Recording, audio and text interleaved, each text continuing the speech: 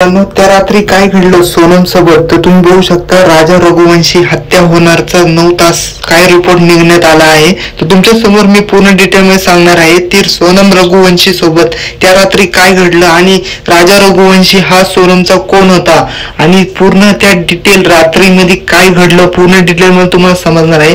तर बघू शकता या सोनम हा विवाह हा त्यांना मान्यच नव्हता. हा पूर्ण त्याच्या सोनमने ते पूर्ण घडवण्यात आलं होतं तर असं बोललं जात आहे. तर बघू शकता तुमच्या समोर काय आलं आहे. तर रघुवंशी आणि सोनम यांचा विवाह 11 मे रोजी झाला होता. मात्र राजाची हत्या करण्यात आली. राजा हा कोण होता? त्यांच्या घरातला शत्रुधार होता. तर बघू शकता राजा हा शत्रुधार असल्यामुळे प्रकरणात सोनमला अटक झाली. तर ह्याचं कारण काय असू शकतं तुमच्या समोर? सोनमला व त्यांना काय लग्न करायचं होतं की नाही हे अजूनही त्यांच्या समोर आलेलं नव्हतं. तर सोनम रघुवंशी हे जे आहेत ते रघुवंशी ह्या दोघांचं लग्न 20 मे रोजी ठरण्यात आलं होतं. कारण की 20 मेचा ते 11 मे रोजी या हस्तांतरण करण्यात आलं होतं. हस्तांतरण म्हणजे ह्या दोघांचा विवाह स्थळी जाऊन त्यांचं पूर्णपणे कथन करण्यात आलं होतं. तर बघू शकता हनीमून साठी घरातून निघाले होते. तर बघू शकता राजा घरी परतणार ते हनीमून करण्यासाठी परतणारच नाही हे रघुवंशी कुटुंबाला माहित नव्हतं. म्हणजे मी तुम्हाला सांगण्याचा काय प्रयत्न करतोय. हनीमून साठी घरातून निघाले होते ते राजा म्हणजे त्यांच्या घरातला माणूस तो एक होता. तर राजा घरी परतणारच नाही हे रघुवंशी कुटुंबाला माहित नव्हते. तर बघू शकता तो सोनमने अत्यंत पद्धतशीरपणे त्याला संपवण्याचा कट रचला. बघू शकता हे सगळं सोनमनेच केलं आहे. तर बघू शकता संपवण्याचा म्हणजे त्याच्यावरती असा आरोप टाकलेला आहे. राजा रघुवंशी हा एकदम छान व्यक्ती आहे, काही करणार नाही. तर लग्नानंतर 7 दिवसात म्हणजे 18 मे रोजी जो काही हा नियम तुमच्या समोर लागू केला आहे तर राजाने तर पूर्णपणे 23 मे रोजी राजाची हत्या करून त्याचा मृतदेह दरीत फेकण्यात आला. तर हे कोणामुळे झालं असेल तर सोनममुळे झालं असेल असं मान्य करण्यात आलं आहे. तर बघू शकता ह्याच्या मागे काही अजून पुरावे लागलेले नाही. तर ही घटना घडली तेव्हा सोनम तिथे उपस्थित होती. या हत्येचा 9 तास आधी काय घडलं माहिती आता समोर आली आहे. तर तुमच्या समोर माहिती येण्यापूर्वी तर राजा रघुवंशी हा सोनम याचा विवाह 11 मे रोजी हा होण्यात आला होता. तर बघू शकता तेव्हा त्या दोघं हनीमूनला रवाना झाले होते. त्याआधी सोनमने तिचा बॉयफ्रेंड म्हणजे राज हा त्यांच्या घरातलाच होता. तिचा बॉयफ्रेंड होता हा कोणालाच माहिती नव्हतं. तर रघुवंशींसाठी संगमत करून राजा रघुवंशीच्या हत्येचा कट रचला. तर बघू शकता हा हत्या कशामुळे करण्यात आली? ह्यांना लग्न मान्य नव्हतं का? ह्यांच्या समोर खूप सारे प्रश्न मांडण्यात आले आहेत. बघू शकता आकाश राजपूत, विशाल चौहान हे सगळे कोण आहेत? हे त्यांचे घरातले आहेत. हे घरातले आणि त्यांचे जे नाते आहेत ते त्यांनी स्पष्टपणे मांडलेले नाही. आकाश राजपूत, विशाल चौहान आणि आनंद कुर्मी या तिघांना राजाच्या हत्येची सुपारी देण्यात आली होती असं निश्चित करण्यात आलं आहे असं सोनमचं मान्य आहे. राजा रघुवंशीच्या हत्येचा मास्टरमाइंड तो जो राज होता कुशवाहा म्हणजे त्याचं नाव होतं, त्याचं आडनाव होतं. सोनम हेच होते की असा दावा पोलिसांनी केला आहे.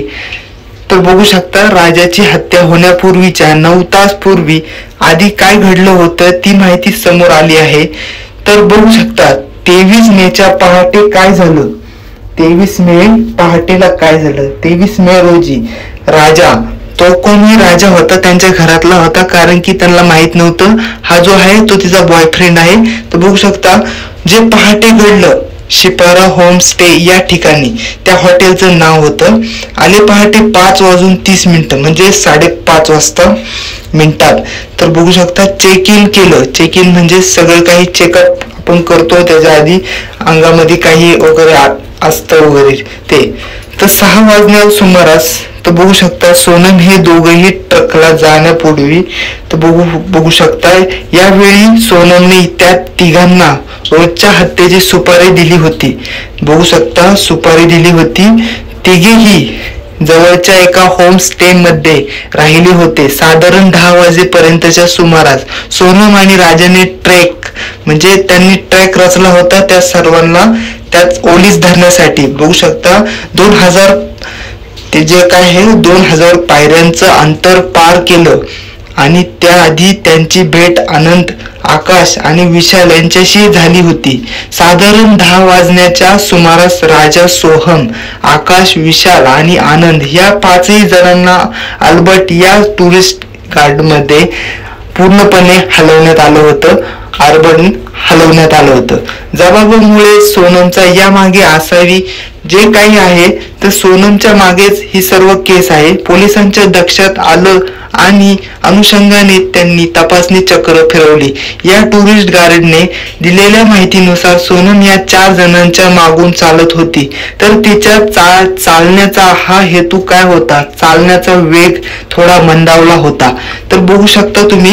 तर सोनम रघुवंशी पती राजाच्या हस्तांतरानंतर तर कुठे पळाली? मेघालयातून कशी पळाली? 9 जूनला कुठे गेली होती? थरार घटनाक्रम काय होता तिचा? तर पूर्णपणे ती दुपारी 12:30च्या दरम्यान तर सोनमचा सासूला फोन आला. बघू शकता सोनमचा सासूला फोन आला. आई, उमा रघुवंशी यांना फोन केला. मी खूपच दमले आहे असं घरामध्ये सांगितलं होतं. उपास ठेवला आहे असं मी सांगितलं होतं. म्हणजे सोनमने आईला सांगितलं होतं की मी उपास वगैरे धरला आहे, मी आज बाहेरच आहे म्हणून आईला सांगितलं होतं. त्यामुळे उमा रघुवंशी राजाशी बोलण्याऐवजी तिचा शेवटचा निर्णय काय असू शकतो तुम्ही बघू शकता. संवाद आहे.